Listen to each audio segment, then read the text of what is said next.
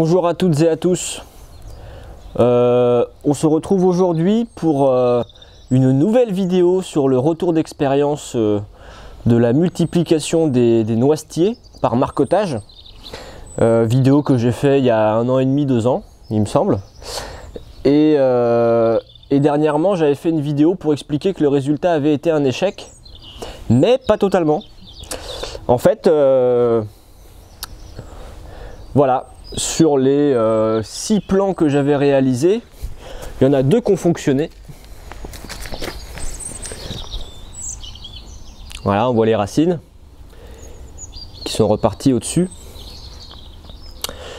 Et donc en fait, j'ai bien fait de ne pas enlever les pots en me disant que l'expérience avait été ratée et nulle. Je les avais un peu laissés tomber dans la souche. Et puis tout à l'heure, je me suis dit, bah tiens, je vais retirer les pots parce que de toute façon, ils vont pas rester là à vitam aeternam.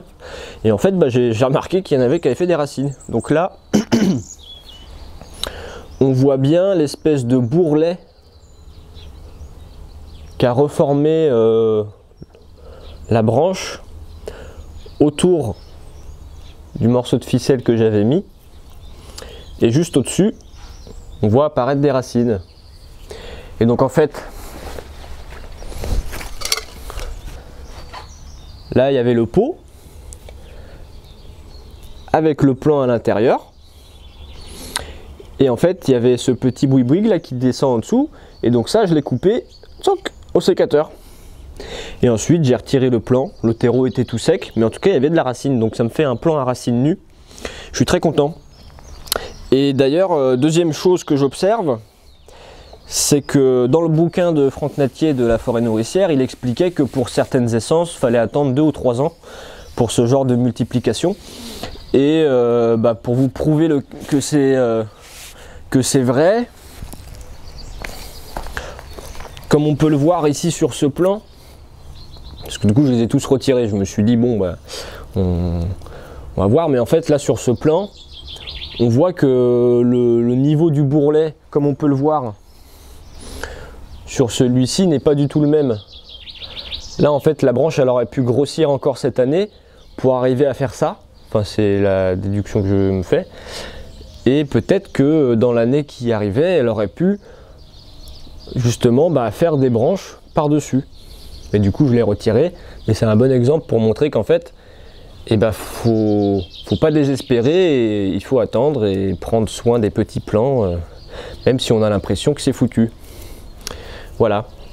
Bon après, pour donner mon avis, je pense que le plus simple, c'est de faire ce genre de multiplication sur des souches qui sont jeunes.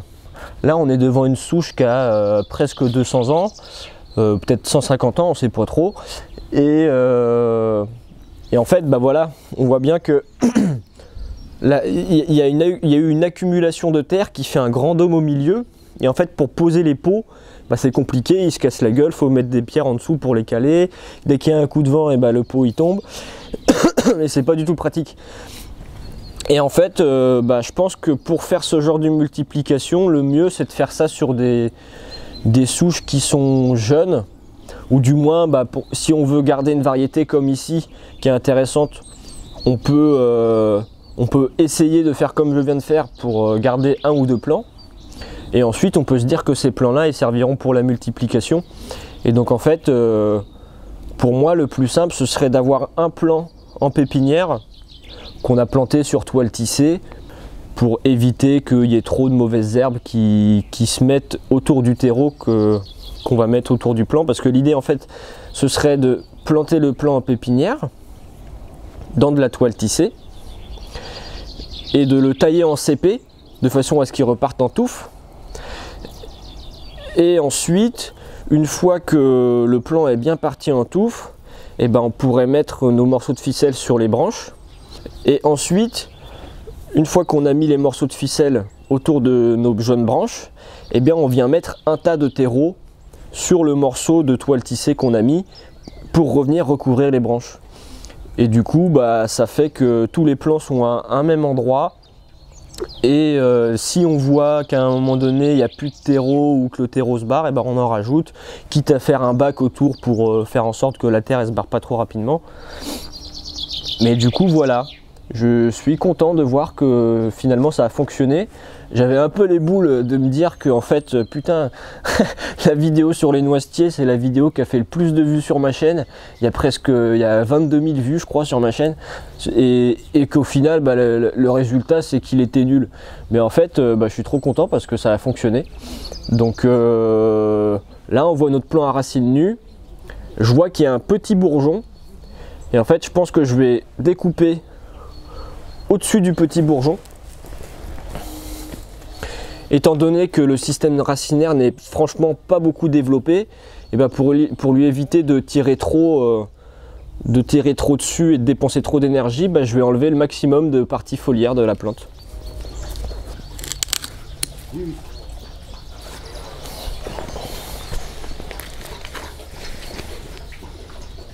Voilà, donc on a notre petit bourgeon ici, on a notre plant. Je vais essayer d'enlever le morceau de ficelle. Sauf que ça va être compliqué parce qu'il a l'air d'être bien pris à l'intérieur de l'écorce. Et puis au pire, c'est pas trop grave s'il reste un morceau de ficelle plastique. C'est pas ce qu'il y a de plus dérangeant. Je pense que la plante va s'en remettre. Et plutôt que de tirer dessus au point d'en casser notre superbe bouture, notre super marcotte qui a fonctionné, bah, je vais prendre mon opinel.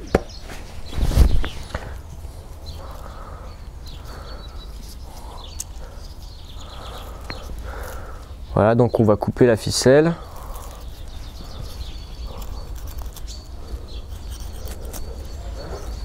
Toc.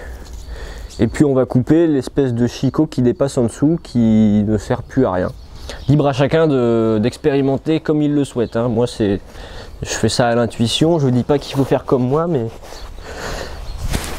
Alors. Toc. Donc au final, sur 7 plans réalisés, il y en a 2 qui sont partis. Et sur les 5 autres qui ne sont pas partis, et ben, il y en a 2 qui potentiellement auraient pu faire des bourgeons, enfin auraient pu faire des racines dans l'année. Donc voilà, petite conclusion de la vidéo de retour d'expérience sur les noyers. J'espère que vous serez content de voir que ça fonctionne. Et donc je vais mettre ça en pot. Je ne vais pas le planter directement en terre, je vais le laisser grossir, faire un beau système racinaire. Et puis on verra l'année prochaine s'il est assez beau, assez sain pour le mettre en terre et espérer avoir un plant qui grandisse et qui nous donne de superbes noisettes à l'avenir. Voilà, je vous souhaite une bonne continuation. Ah oui, et pardon, chose que je n'avais pas réexpliqué dans la première vidéo de retour d'expérience, c'est que j'avais fait une autre expérience avec du saule et des noisetiers que j'avais mis dans un pot. J'avais mis un pot avec de l'eau et l'idée en fait c'était de me dire que grâce aux auxines que produisent le saule, les branches de noisetier que j'avais coupées puissent réémettre des bourgeons. Mais ça n'a pas fonctionné. Voilà, donc on m'a posé la question dernièrement de savoir qu'est-ce que ça avait donné. Et donc je vous le dis, ça n'a pas fonctionné, ça pour le coup. Mais voilà, on peut être fier. Notre petite bouture a fonctionné. Voilà, n'hésitez pas à partager cette vidéo. N'hésitez pas à vous abonner à la chaîne si vous souhaitez suivre les nouvelles aventures. Et je vous souhaite une agréable journée et une bonne continuation. Salut!